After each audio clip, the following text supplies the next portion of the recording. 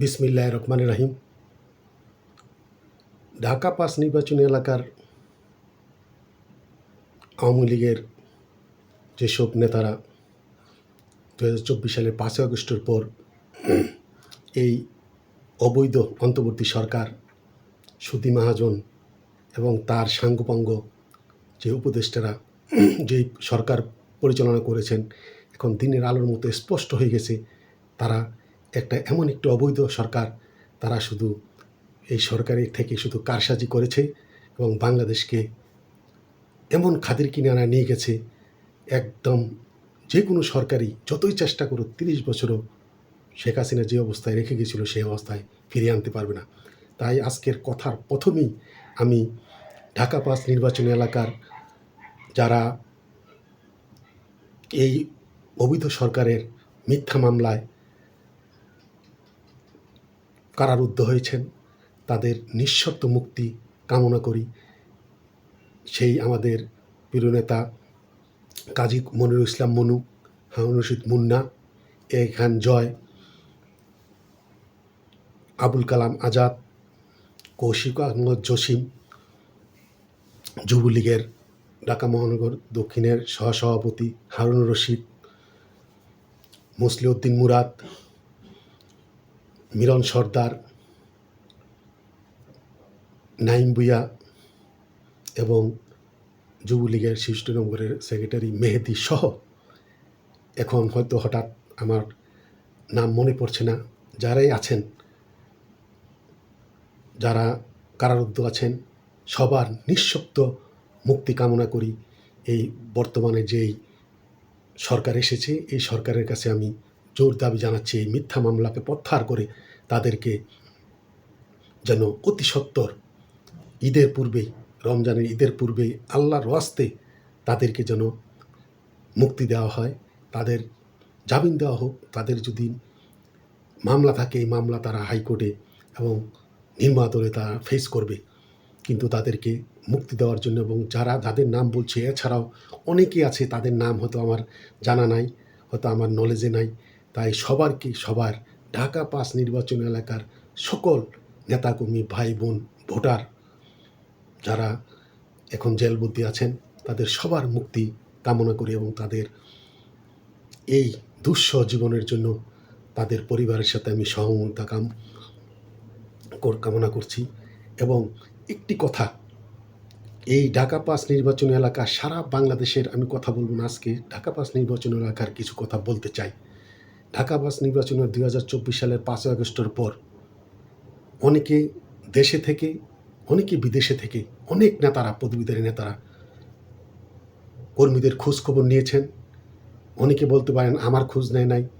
আমি বলবো এখানে যেহেতু বাংলাদেশ আওয়ামী লীগ এমন একটি সংগঠন, এটা দীর্ঘদিন যাবত এটা ভাই লীগে পরিণত হয়েছে, গ্রুপিং এমন অবস্থা সৃষ্টি হয়েছে, টপ টু বোতাম একবার নিম্ন থেকে ওয়ার্ড থেকে একদম কেন্দ্রীয় কমিটি পর্যন্ত আমাদের যে এই গ্রুপিংটা আমরা এখনও আমাদের শেষ হয় নাই, যার জন্য ২০২৪ সালের ৫ই আগস্টের পর অনেকে তার নিজের অধীনের যেই কর্মীদেরকে তাদের খোঁজ খবর নিয়েছেন, হয়তো আমরা সবার সম্বন্ধে জানি না। তবে ঢাকা মহানগরের অনেকের ব্যাপারে অনেক ধরনের নানান মন্তব্য থাকতে পারে, কিন্তু আমরা যা দেখেছি, যা নিজের কানে শুনেছি, দেখেছি, এর মধ্যে গোলাম সরোয়ার কবির, সাইফুন নজির সাগর এবং শরীফুল ইসলাম শরীফ, মিরাজ ভাই, এরা ঢাকা ৫ নির্বাচন এলাকার অনেক নেতাকর্মীদের সাথে যোগাযোগ করেছে। আমার সাথে না করুক, আপনার সাথে না করুক, অনেকের সাথে যোগাযোগ করেছে, আমরা তা দেখেছি। তবে একটি কথা বলতে হয়, যেটা বঙ্গবন্ধু কন্যা শেখ হাসিনা বলেছিল ২০২৪ সালের ৫ই আগস্ট, এখন নেতা কেউ নয়, এখন কেউ নেতা নয়। যে রাজপথে আন্দোলন সংগ্রামে নেতৃত্ব দিবে ২০২৪ সালের ৫ই আগস্টের পর, যে দলের কার্যক্রমে থাকবে, ফেসবুকে হোক, রাজপথে হোক, যেভাবে কর্মীদেরকে সাথে যোগাযোগ করবে, সেই নেতা। তাই কার কী পথ ছিল সেটা এখন দেখা পাবে না। সেই ব্যাপারে আমি আজকে কিছু কথা বলতে চাই। ঢাকা ৫ নির্বাচন এলাকার আমি একজন মুসলমান, আমি মুসলমান হিসাবে আমি হয়তো আমার কথায় অনেকে অনেক ধরনের কথা বলতে পারেন, কিন্তু আমার জানা সত্ত্বে আমি যতটুকু দেখেছি, হয়তো দীর্ঘদিন বাড়িতে ছিলাম না, বিভিন্ন জায়গায় থেকেছি, বাংলাদেশের যেখানেই থাকি, ফেসবুক একদিনের জন্য বন্ধ হয় নাই। আর ফেসবুকে একদিনের 2024 সালের 5 আগস্ট 18 মাসে একদিনও কোনো দিন ফেসবুক থেকে দলের জন্য কাজ করি নাই, দলের জন্য পোস্ট দেই নাই, এমন একটি দিন খুঁজে পাওয়া যাবে না। তাই আমি সে ব্যাপারে কিছু কথা বলতে চাই। ঢাকা 5 নির্বাচন এলাকার আমি যতটুকু দূর থেকে খবর পেয়েছি, 62 নং ওয়ার্ড কাউন্সিলর আলহাজ মোস্তাক আহমদ, সে অনেক নেতাকর্মীদের খোঁজখবর রেখেছে এবং যারা কারাবন্দী ছিল তাদেরকে জামিনে আনার জন্য উকিল ধরে চেষ্টা করেছে এবং যারা কারারুদ্ধ তাদের ফ্যামিলির সাথে যোগাযোগ করে তাদেরকে সহায়তা করার চেষ্টা করেছে। আমি একজন মুসলমান হিসাবে আমি বলতে পারি আমি এতটুকু দেখেছি। এর মধ্যে আবার কিন্তু সবচেয়ে বড় কথা হলো কাউন্সিলর এই আলহাজ মোস্তাক আহমদ কিন্তু আওয়ামী লীগের কোনো পদবীধারী নেতা না। তাই একজন পদবীধারী নেতা না হয়ে 2024 সালের 5 আগস্টের পর সে তার পূর্বে কী ইতিহাস ছিল, সে কার ছেলে কার নাতি সেটা দেখার ব্যাপার না, কিন্তু সে এই দুঃসময়ে যে আওয়ামী লীগের নেতাকর্মীদের খোঁজখবর রয়েছে, আমি মনে করি ঢাকা 5-এ বর্তমানে যারা আছে তাদের কোন থেকে যে 40 বছর রাজনীতি করুক, পদবীধারী নেতা হোক, কিন্তু তাদের চেয়ে তার গুরুত্ব অনেক বেশি। কারণ সে দুঃসময়ে কর্মীদের সাথে যোগাযোগ রেখেছে। সে পৃথিবীর যেখানে থাকুক সব সময় কর্মীদের সাথে যোগাযোগ রেখেছে। আরেকজন আছে 70 নম্বর ওয়ার্ড কাউন্সিলর আতিকুর রহমান আতিক, সে যেখানেই থাকুক না কেন ড্যামরা এলাকার মধ্যে সে অনেক নেতাকর্মীদের সাথে, অসহায় নেতাকর্মীদের সাথে যোগাযোগ করেছে এবং মহানগরের মাধ্যমে টাকা পয়সা দিয়েও অনেককে সহযোগিতা করেছে। এর মধ্যে আরেকজন আছেন যে আনোয়ার খান, তিনি রেজিস্ট্রি অফিসের, তিনিও পদবীধারী নেতা নয়, তিনিও কিন্তু আওয়ামী লীগের অনেক নেতাকর্মীদের উপরে এই দুর্দিনে তাদেরকে সহযোগিতা করেছেন এবং তিনি কোর্টে দৌড়দৌড়ি করেছেন, উকিল ধরে অনেককে জামিন আনার জন্য দীর্ঘদিন চেষ্টা করেছেন। রাজপথে আন্দোলন সংগ্রামে মাতোয়ালের শান্ত সে অত্যন্ত পরিশ্রম করেছে। আমার মনে হয় ঢাকা 5-এর মধ্যে সবচেয়ে বেশি সে মিছিল মিটিং করেছে এবং নেতাকর্মীদের সাহসী ভূমিকা রেখেছে, যা না বললে আমরা অকৃতজ্ঞ হয়ে যাব। ঢাকা 5 নির্বাচন এলাকার মাননীয় সংসদ সদস্য মশিউর রহমান সজল, তিনিও তার নিজস্ব কিছু কর্মী বাহিনী নিয়ে তিনি অনেক মিছিল করেছেন এবং তাদেরকে বিভিন্নভাবে সহযোগিতা করে তিনিও উজ্জ্বল। তবে এখানে একটি কথা আছে, আমি আগেই বলেছি বাংলাদেশ আওয়ামী লীগ উপর থেকে নিচ পর্যন্ত আমাদের যে বাই লীগ হয়ে গেছে, এর থেকে আমরা বাহির হতে পারি নাই, যার জন্য যে যখনই যা করেছে তার অধীনস্থ তার বিশ্বস্ত কর্মীদেরকেও করেছে। কিন্তু যারা প্রকৃত আওয়ামী লীগ করে কোনো বাহির লীগ করে না, তারা কিন্তু কোনো জায়গায় তাদের কেউ সহযোগিতা করে নাই, তাদের সাথে কেউ যোগাযোগ করে না, তাই এমন একটা অবস্থা সৃষ্টি হয়েছে। আবার এমনও অনেক আছে যারা তৃণমূলে হয়তো আমাদের সাথে তাদের যোগাযোগ নাই, কিন্তু বিভিন্নভাবে শুনতে পেয়েছি যে শারুলিয়া ইউনিয়ন আওয়ামী লীগের সাংগঠনিক সম্পাদক আজমত, সেও অনেককে আমরা শুনতে পেরেছি, অনেককে সে বিভিন্নভাবে সহযোগিতা করেছে। কারণ আমি আগেই বলেছি যে যেখানে যাকে সহযোগিতা করে কোনো না কোনোভাবে কথাগুলো আসে, তাই এই নামগুলা না বললে নয়। এভাবে অনেকে অনেকভাবে সহযোগিতা করেছে। এর মধ্যে এই যেসব নামগুলা বলেছি, এর মধ্যে আমি জানি যে আমি নাম বলতে চাই না, অনেকে পদবীধারী নেতা ছিল, তাদের অধীনে থেকে দীর্ঘদিন চাঁদাবাজি করেছে এবং জমি দখল করেছে এবং অপকর্ম করে অনেক টাকা পয়সা ইনকাম করেছে। কিন্তু 2024 সালের 5 আগস্টের পর তাদের নাম কিন্তু তাদেরকে রাজপথে আন্দোলন সময়ে কোনোভাবে মিছিলে মিটিংয়ে দেখা যায় না। এমনকি তাদের ফেসবুকের মধ্যেও, তাদের আইডির মধ্যেও তাদের নাম পরিবর্তন করা হয়েছে। ইদানিং ওরা নাম পরিবর্তন করে আবার তারা এমনভাবে, যারা আওয়ামী লীগের জন্য আমরা কাজ করছি, আমরা একদিনের জন্য 2024 সালের 5 আগস্টের পর একদিনের জন্য এই ফেসবুক থেকে দূরে সরিয়ে দলের জন্য সবসময় কাজ করে যাচ্ছি, রাজপথেও মিছিল করেছি, কিন্তু তারা আমাদেরকে বিভিন্নভাবে ক্রিটিসাইজ করছে। তাদের উদ্দেশ্যে আমি বলবো যে ক্রিটিসাইজ করেন, আমরা কিন্তু আওয়ামী লীগের সভাপতি সাধারণ সম্পাদক হব না, কাউন্সিলর হব না, এমপি মন্ত্রী হব না, কিছু হব না, কিন্তু আমরা তৃণমূলের কর্মীরা আমাদের যেই কণ্ঠ, যেই বিদ্রোহী কণ্ঠ, এই কণ্ঠ থাকবে।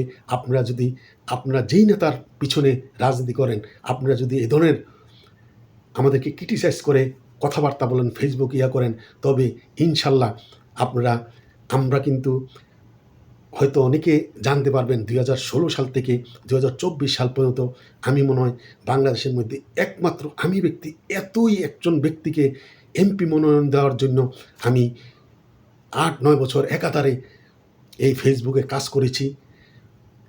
কিন্তু 2024 সালে যার জন্য কাজ করেছে, 24 সালে যে মনোনয়ন পেয়েছে, সে উপযুক্ত কি উপযুক্ত না সেটা বড় কথা না, কিন্তু মনোনয়ন পেয়েছে, সে বিজয়ী হোক না হোক ওটা হলো বড় কথা, কিন্তু নৌকার মনোনয়ন তার এনে দিয়েছি।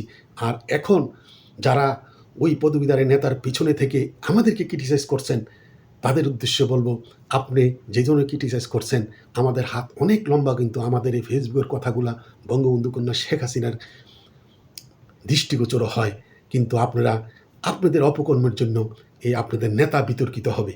তাই তাদের উদ্দেশ্যে আমি বলে গেলাম, দল ক্ষমতায় থাকতে অনেকেই, আপনারা প্রত্যেক এলাকায় সবাই জানেন কে কতটুকু করেছে, জমি দখল করেছে, বিভিন্ন চাঁদাবাজি করেছে, তারা অনেক পয়সা ইনকাম করেছে।